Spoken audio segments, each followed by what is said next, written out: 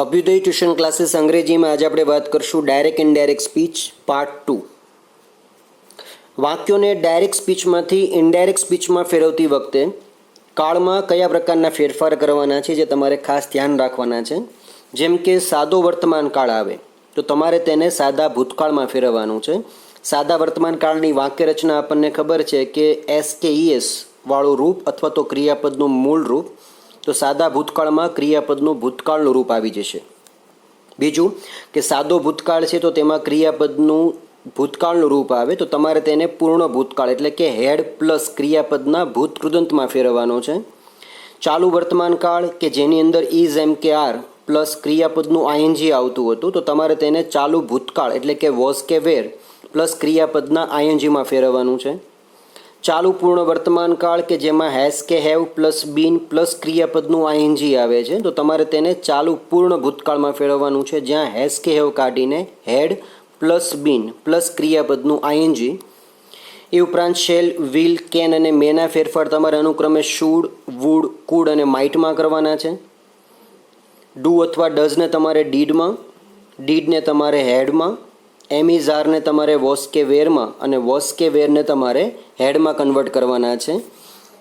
આની સાથે ક્રિયાપદોમાં પણ નાના મોટા ફેરફાર થાય. ક્રિયાપદનું ING, ક્રિયાપદનું ટુ વાળું અને ક્રિયાપદના ભૂતકૃદંત રૂપની અંદર આપણે કોઈ પ્રકારનો ફેરફાર નથી કરતા, તે આપણે અગાઉ વાત કરી ગયા છીએ.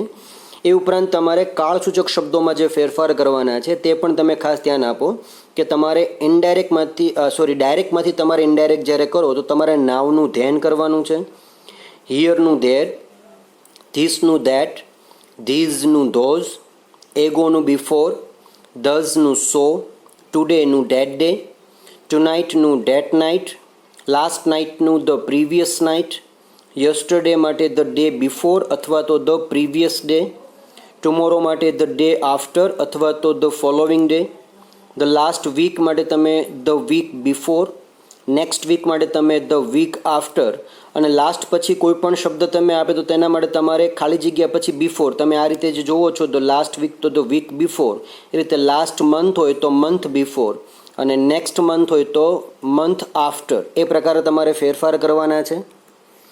ઉપરાંત વાક્યને તમે ડાયરેક્ટ સ્પીચમાંથી ઇનડાયરેક્ટમાં જ્યારે બદલાવો છો ત્યારે રિપોર્ટિંગ વર્બમાં તમારે ફેરફાર થશે આ રીતે કે સેઇડનું તમારે સેઇડ રાખવાનું છે, તેની સામે તમારે સેઇડ ટુ જે છે એનું તમારે ટોલ્ડ કરવાનું છે. બીજું કે આ પ્રકારે રિપોર્ટિંગ વર્બ આવે ત્યારે આપણે ફરજિયાત કાળ જે છે તમારે બદલી નાખવાનો છે, તે ખાસ ધ્યાન રાખવાનું છે. નીચેના 3 ઉદાહરણ તમે સમજો. He said to Mira, comma into inverted comma, I am going to school today, full stop, inverted comma complete. તો અહીંયા તમે જુઓ ને તો અહીંયા તમારે સેઇડ ટુનું તમે કરી નાખશો ટોલ્ડ. મીરાનું મીરા રહેશે, બોલનાર જે છે હી છે એટલે પોતે પોતાના માટે આઈ વાપરે છે, તમારે એનો ફેરફાર હી પ્રમાણે કરવાનો છે, દેટ હી. ઇઝ એમ કે આરનું તમારે વોઝ કે વેર થઈ જતું હતું. ક્રિયાપદના ING વાળા રૂપમાં આપણે કોઈ ફેરફાર નથી કરતા. ટુડેનું તમારે ત્યાં કરવું પડશે, ડેટ ડે. વાક્ય તમારું બની જશે he told Mira that he was going to school that day. બીજું ઉદાહરણ છે Priya said to Bhailu, comma into inverted comma, he speaks very slowly, full stop, inverted comma complete. તો અહીંયા સેડ ટુનું ટોલ્ડ, ભૈલુંનું ભૈલું, કંજક્શન તરીકે ડેટ. હવે પ્રિયા જે છે એ વાત કરે છે ભૈલુંને, પણ અહીંયા પ્રિયા જેની વાત કરે છે એના માટે અહીંયા કોઈ પણ શબ્દ નથી વપરાયા.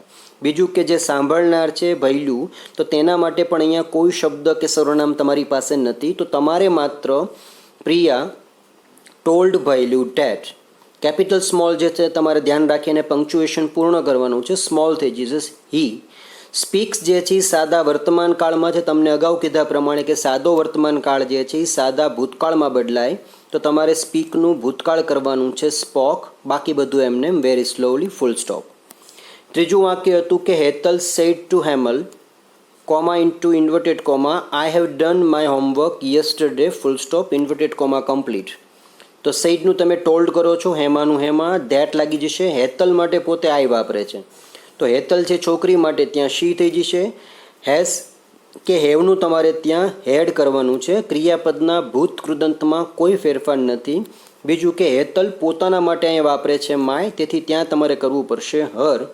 હોમવર્ક યસ્ટરડેનું તમે કરી નાખશો ધ ડે બિફોર, તો વાક્ય તમારું આખું આ રીતે પૂર્ણ બનશે.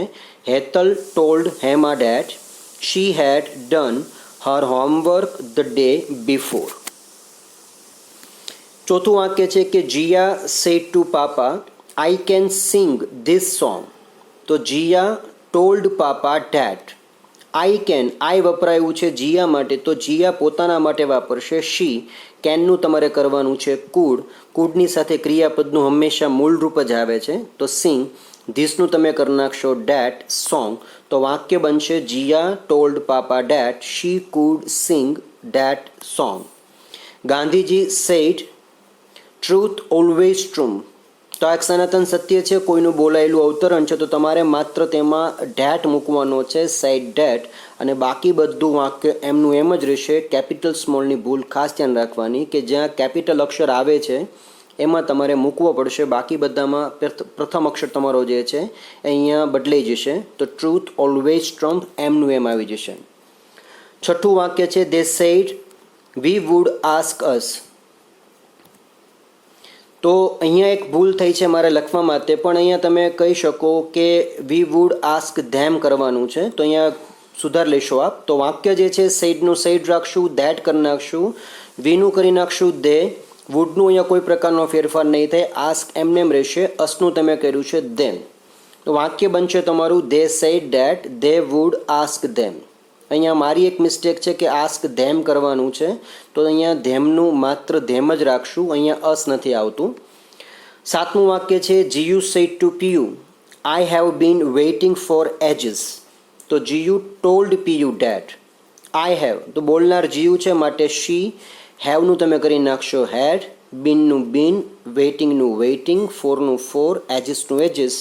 વાક્ય બનશે Jiyu told Piyu that she had been waiting for ages.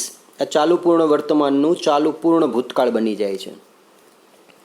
આ સાથે તમને અહીંયા 10 વાક્ય આપેલા છે, તમારે 10 વાક્યનું આપણે અત્યારે જે ટોપિક શીખ્યા છીએ કાળ પરિવર્તન સાથે સેડ અને સેડ ટુ માટેના, તે પ્રમાણે તમારે ચેન્જીસ કરવાના છે.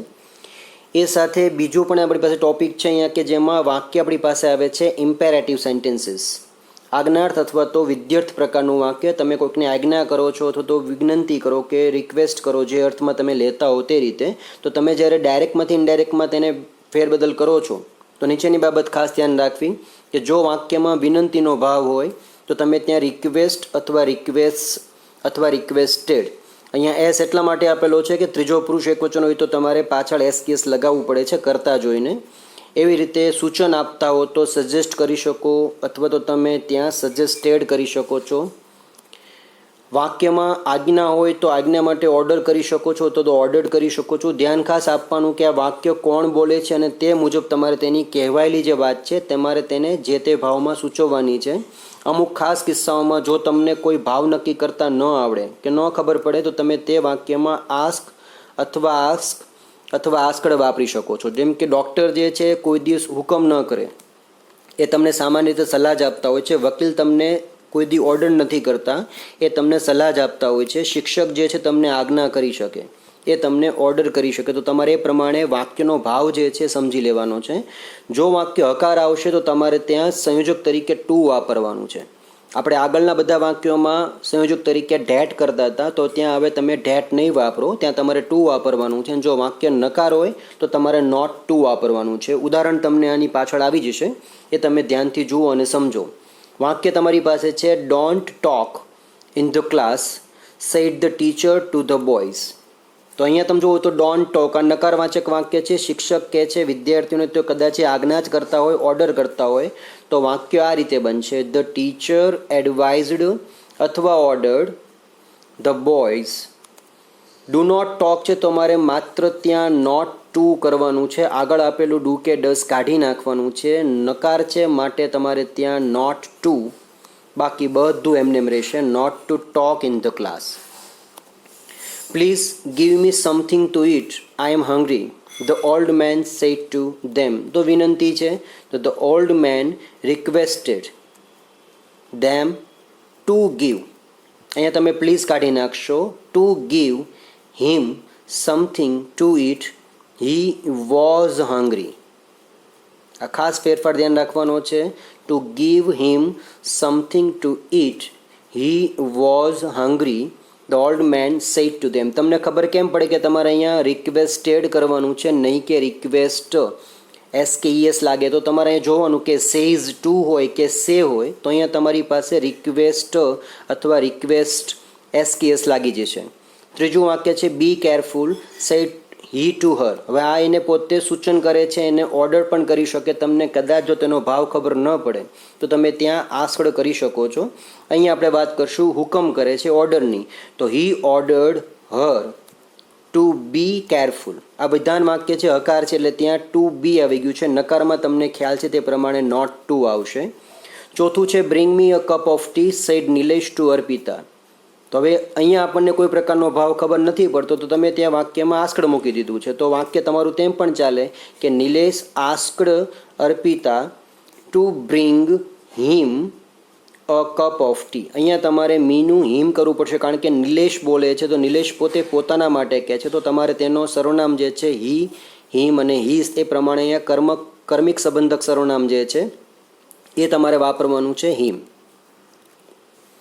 તો નીચેના તમારી પાસે જે વાક્યો છે 8 વાક્યો, તમે તેને આ રીતે ચેન્જીસ કરી શકો છો કે જેમાં આજ્ઞા છે અથવા તો પછી વિનંતી છે, એ રીતે તમારે એને પરિવર્તિત કરવાના છે. હકાર હોય તો ટુ મૂકવાનું છે, નકાર હોય તો તમારે નોટ ટુ મૂકવાનું છે. અહીંયા તમને ટોટલ 16 વાક્ય આપેલા છે, તો આ 16 વાક્યોનું તમારે ડાયરેક્ટમાંથી ઇનડાયરેક્ટ કરવાનું છે.